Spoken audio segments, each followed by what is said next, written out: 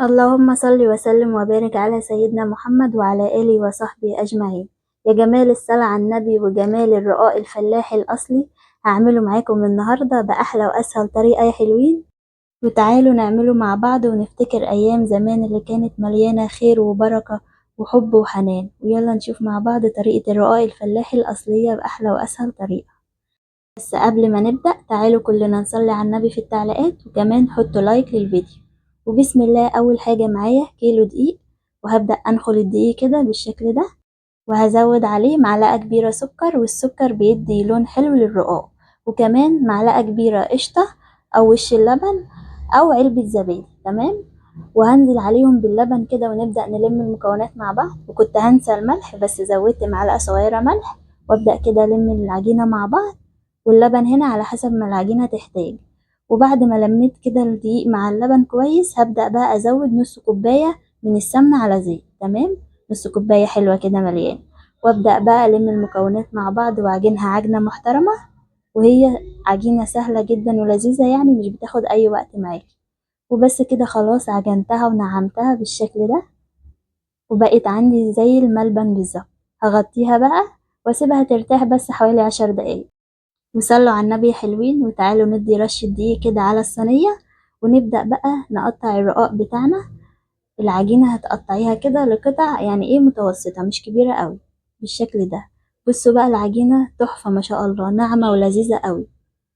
تبدأي تقطعيها بالشكل ده بكل بساطة وسهولة، ما بتاخدش اي وقت خالص. وبعد ما اقطعها كلها هغطيها علشان وشها ما ينشفش، ودي اهم حاجة.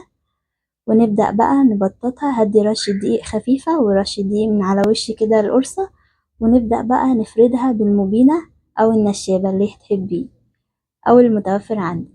وبصوا بقى مسكة المبينة دي بجد حلوة قوي، وبتخلي كده ايه الرقاقة سهلة وبتمشي معاكي على طول من جوه لبره كده. واهم حاجة الحروف بتاعة الرقاقة يعني ايه ما تمشيش في النص، بس خليكي من جوه لبره كده بالشكل ده. وبتفرديها بسمك يكون رقيق يا حلوين.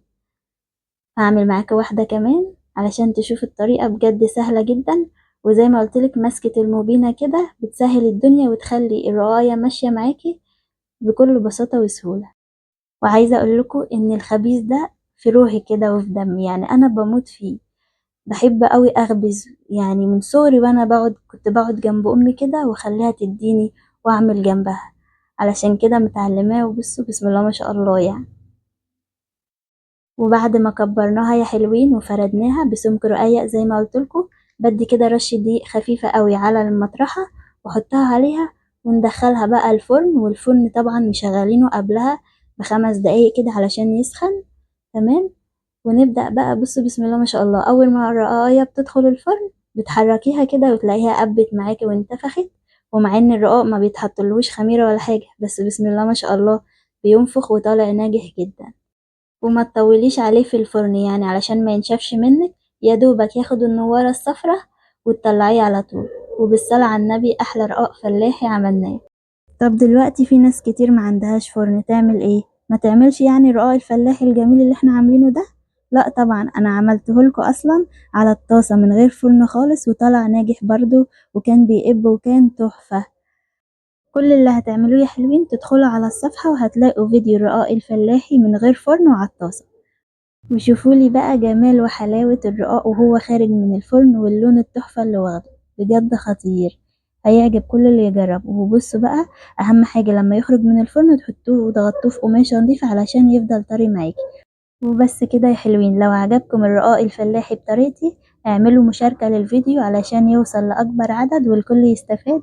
وطبعا اوعوا تنسوا اللايك والمتابعة، وتقوليلي رأيكم في تعليق جميل.